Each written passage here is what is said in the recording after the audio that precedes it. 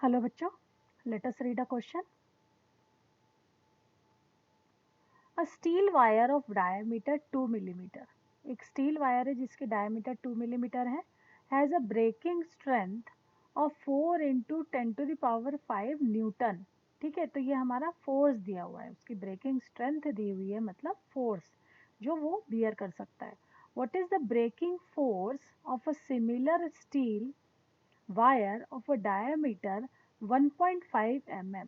तो अगर अब एक ऐसा वायर लिया जाए जिसकी डायमीटर चेंज है ना, 1.5 मिलीमीटर, लेकिन वो सिमिलर स्टील वायर का बना हुआ है. ठीक है, तो उसके लिए ब्रेकिंग फोर्स कितना हो जाएगा. ठीक है, तो चलिए की कॉन्सेप्ट हम यूज कर लेते हैं.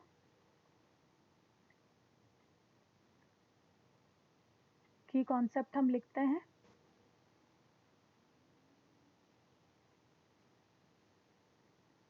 ब्रेकिंग स्ट्रेस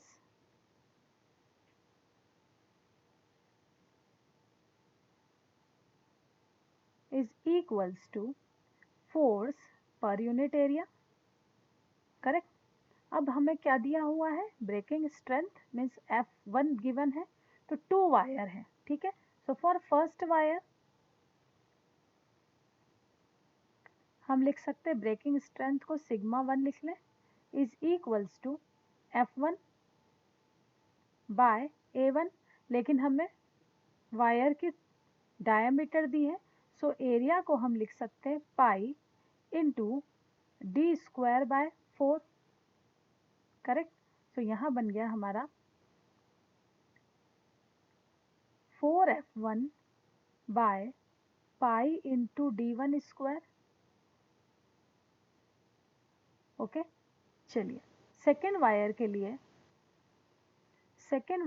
लिए भी हम सिग्मा ले लेते हैं. Sigma 2 is equals to F2 divided by pi d²/4.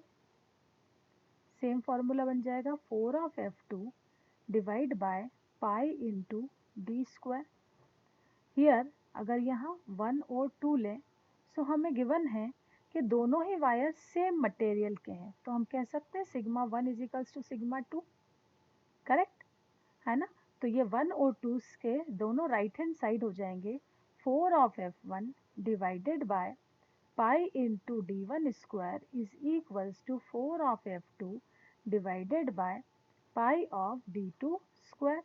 Pi and 4 will get cancel. हम लिख सकते हैं F1 by F2 is equals to d1 by d2². Okay, d1 हमारा है डायमीटर, फर्स्ट की डायमीटर हमें दी हुई है 2 millimetre, so 2 into 10⁻³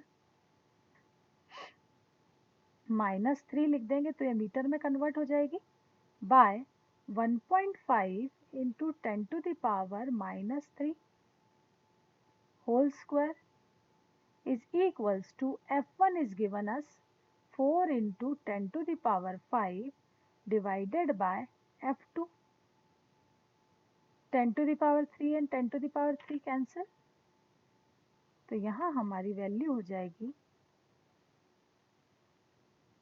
F2 is equals to 4 into 10⁵ multiplied by 1.5 का square 2.25 divided by 4, that is cancel.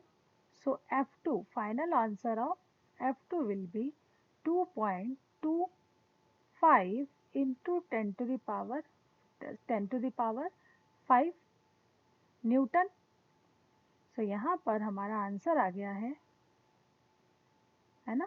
Second wire के लिए breaking strength ये होगी. तो चलिए बताइए कौन सा ऑप्शन करेक्ट है. सो 2.25 is close to 2.3. So the first option is 2.3 into 10⁵ Newton is correct. I hope this is clear to you. Thank you.